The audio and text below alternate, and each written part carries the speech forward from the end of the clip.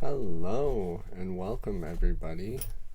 It is almost April, and it's the first nice day out. So we got a nice theme shirt on. It's very nice. We are in Exodus chapter 14, the Red Sea crossing. So the people of Israel are being led out of Egypt by Moses. Now the Lord spoke to Moses, saying, "Speak to the children of Israel, that they turn and camp before Phi Hahiroth, between Migdol and the sea, opposite Baal Zephon. You shall camp before it by the sea. For Pharaoh will say to the children of Israel, they are bewildered by the land. The wilderness has closed them in. Then I will harden Pharaoh's heart so that he will pursue them, and I will gain honor over Pharaoh and over all his army, that the Egyptians may know that I am the Lord." And they did so. This is pretty early on too, right? Really like the creation of his people. And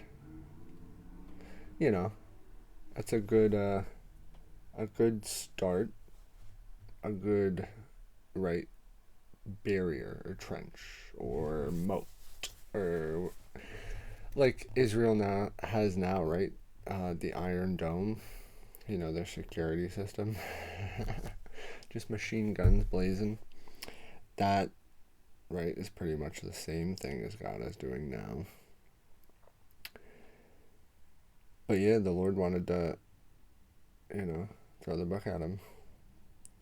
Now it was told the king of Egypt that the people had fled, and the heart of Pharaoh and his servants was turned against the people. And they said, "Why have we done this, that we have let Israel go from serving us?" Because they had to do everything themselves. So he made ready his chariot and took his people with him. Also he took 600 choice chariots and all the chariots of Egypt, with captains over every one of them. This man couldn't make a decision, by the way. Just letting him go, changing his mind, going to get him now. I mean, he let him go after 10 plagues, too. To what extent does a person have to go? He already showed you that he, could. But apparently that wasn't enough. He said, "We're too lazy, so we're going to be angry. And we're going to do more work."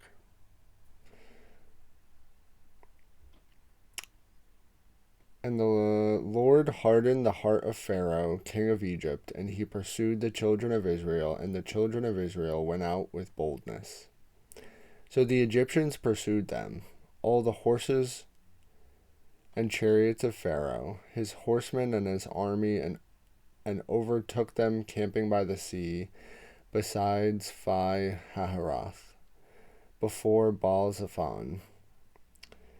When Pharaoh drew near, the children of Israel lifted their eyes, and behold, the Egyptians marched after them. So they were very afraid, and the children of Israel cried out to the Lord, as I would be too. "Ah! They're coming! The Egyptians are coming!" Then they said to Moses, because there were no graves in Egypt, "Have you taken us away to die in the wilderness? Why have you dealt with us to bring us out of Egypt? Why are you doing all this? Is this not the word that we told you in Egypt, saying, 'Let us alone, that we may serve the Egyptians'? For it would have been better for us to serve the Egyptians than that we should die in the wilderness." They said slavery was better than dying. Which, right? I mean, why did they leave? It wasn't that good, right? You think either or? I don't know. That's a wild thing to say. Why not just, where are we running to, right?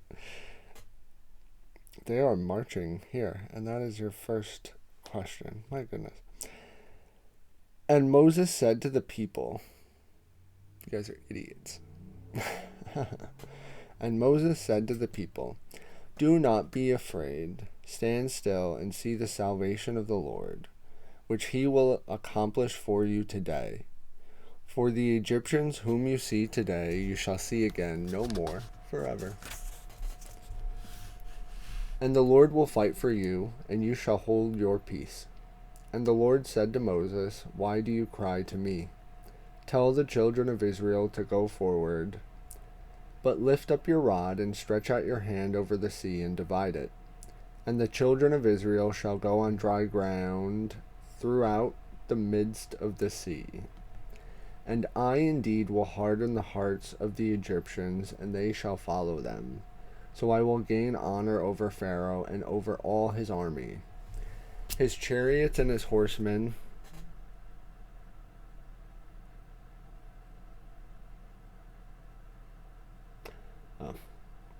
So the concept of hardening one's heart, which comes up with Pharaoh a lot, but maybe has to do with like the decision making process, because it just seems to be like they don't change their mind then, and they go back to being like closed off and doing. But this is saying they're just gonna follow them into the river, right?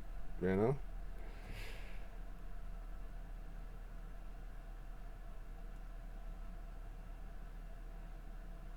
Then the Egyptians shall know that I am the Lord, when I have gained honor for myself over Pharaoh, his chariots, and his horsemen. So God, I mean, it seems that God is like making a name for his people. He already has his name, so he don't need to make one. But definitely for his people, right? For protection and whatnot. I mean, they didn't come, they came out of slavery, right? They were owned by somebody else, so. And the angel of God, this is verse 19, and the angel of God who went before the camp of Israel moved and went behind them. And the pillar of cloud went from before them and stood behind them. So it came between the camp of the Egyptians and the camp of Israel. Thus it was a cloud and darkness to the one, and it gave light by night to the other, so that one did not come near the other all that night. Then Moses stretched out his hand over the sea, and the Lord caused the sea to go back by a strong east wind all that night, and made the sea into dry land, and the waters were divided. So it happened overnight, not all at once. Then Moses stretched out his hand over the sea, and the Lord caused the sea to go back by a strong east wind all that night, and made the sea into dry land, and the waters were divided. So the children of Israel went into the midst of the sea onto the dry ground, and the waters were a wall to them, on their right and on their left. And the Egyptians pursued and went after them into the midst of the sea, all Pharaoh's horses, his chariots, and his horsemen. Now it came to pass in the morning watch that the Lord looked down upon the army of the Egyptians through the pillar of fire and cloud. And he troubled the army of the Egyptians. And he took off their chariot wheels, so that they drove them with difficulty. And the Egyptians said, Let us flee from the face of Israel, for the Lord fights for them against the Egyptians. Then the Lord said to Moses, Stretch out your hand over the sea, and the waters may come back upon the Egyptians, on their chariots, and on their horsemen.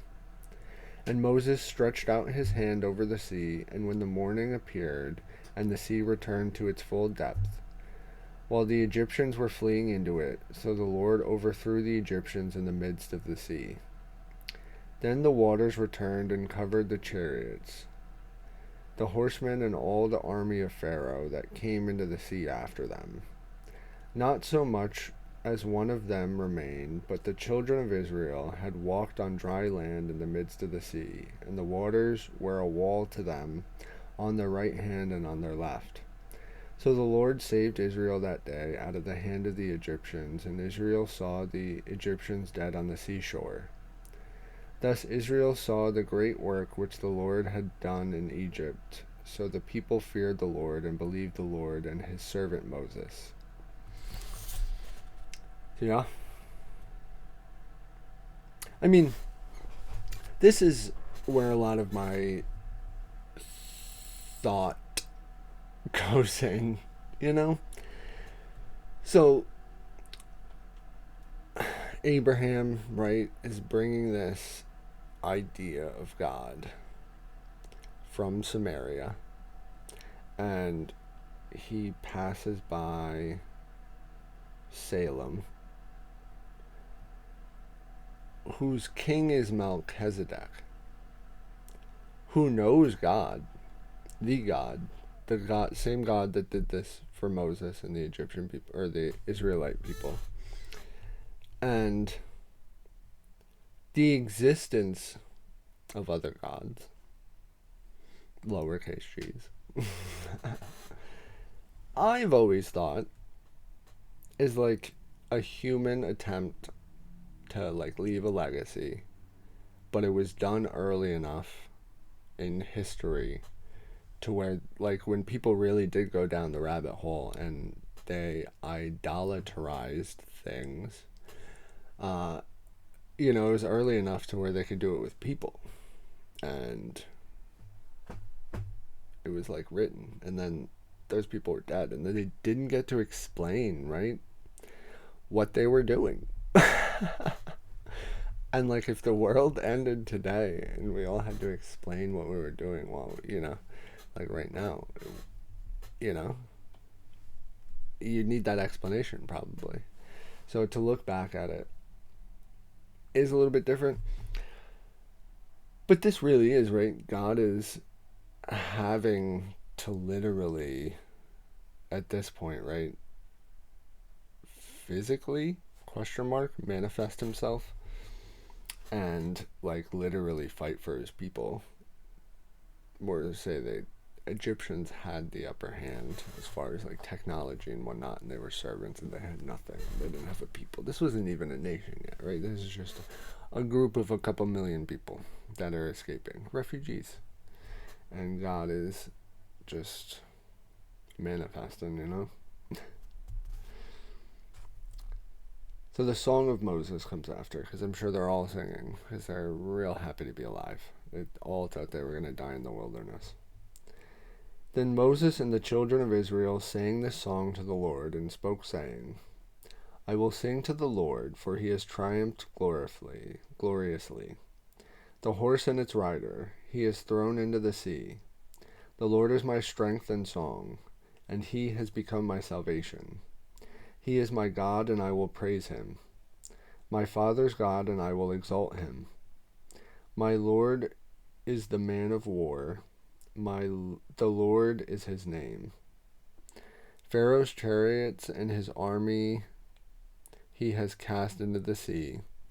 His chosen captains are drowned in the Red Sea. This is a this is a song. The depths have covered them. They sank to the bottom like a stone.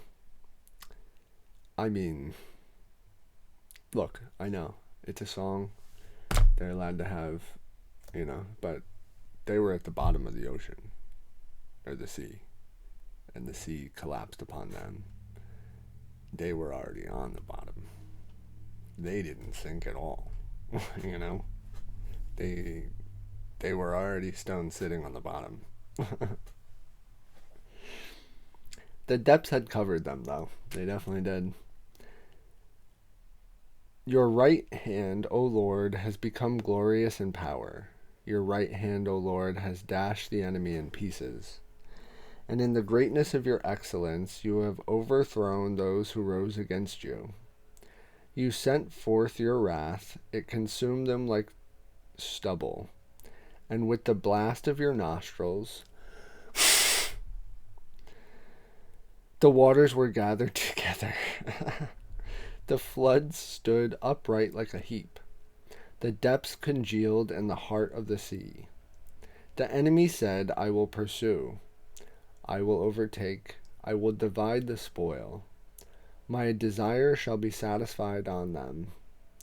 I will draw my sword. My hand shall destroy them. You blew with your wind. The sea covered them. They sank like lead in the mighty waters. Who is like you, O Lord, among the gods? Oh, it comes up here too, right? Oh, what is that? Who is like you, glorious in holiness, fearful in praises, doing wonders? Was this a normal thing? Like, where God, right? My idea, right, of humans becoming gods. Like, was this a real thing? Or did God have interactions with other people before Abraham and those were just before, right? But I don't know, you know? Who is like you among the gods?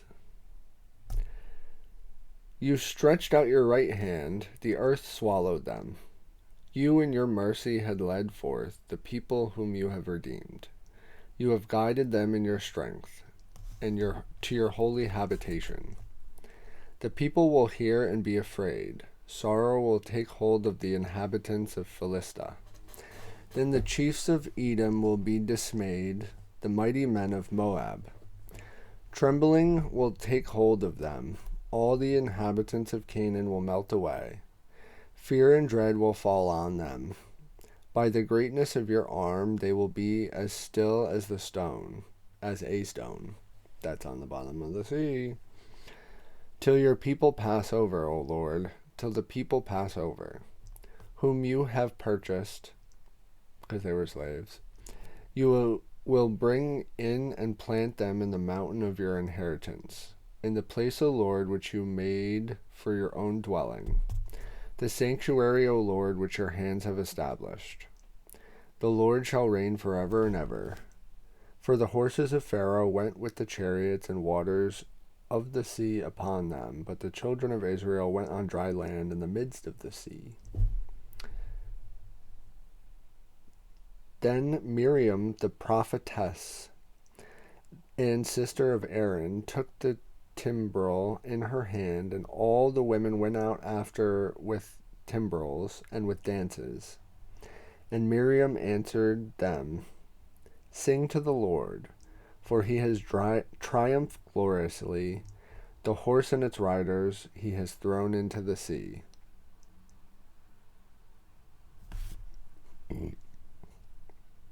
So she just added in there. That was a nice little addition. So Moses brought Israel, and I was talking about this too, right? Because Jacob and Esau. So Jacob gets named Israel, and Israel is called Israel. So I made a connection. I don't know if they are, but so Moses brought Israel from the Red Sea. Then they went out into the wilderness of Shur. And they went 3 days into the wilderness and found no water. Now when they came to Marah, they could not drink the waters of Marah, for they were bitter. That's not good. Therefore the name of it was called Marah, literally bitter. And the people complained against Moses, saying, Shall we not drink? We might as well have died from the Egyptians. God might as well have not even opened up the waters to let us go through, right? That's what they're saying. We might as well be dead now. We ain't got no water. Start digging, right? Dig. You're in the wilderness. You're not even in the desert yet, right? This is just to dig. Dig far enough and you'll find water. You got bitter water. You got fire, dude. You don't know how to boil things. I don't know. What makes water bitter? Let's look that up real quick. What could make water bitter? If this is a very subset of people that will understand, but if it's a bitter, it's a spitter. What makes water bitter?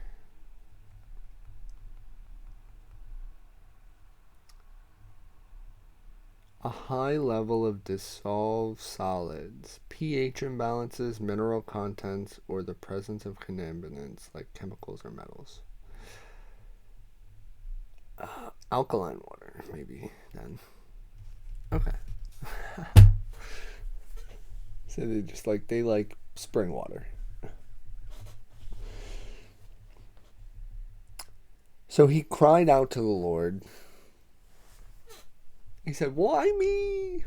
These people aren't happy. And the Lord showed him a tree When he cast it into the waters were made sweet. There he made a statute and an ordinance for them, and there he tested them, and said, if you diligently heed the voice of the Lord your God, and do what is right in his sight, give ear to his commandments, and keep all his statutes, I will put none of the disease on you which I brought on the Egyptians, for I am the Lord who heals you. When they came to Elim, where there were 12 wells of water and 70 palm trees, so they camped by the waters. Well, things were looking up. And I only say that, and maybe in a sarcastic tone, because I know that they get lost for the next 40 years. So, like, what happened, you know? But that's the end of 15. 14 and 15. So they're out of Egypt. They got to cross the ocean. God protected them. He's now giving them rules. He said, you got to listen to me. That's it, right? That's all he is asking. Just listen to me. Keep listening. Remember, write it down if you got it. I don't know. You got stones? You haven't figured out writing yet? I don't know.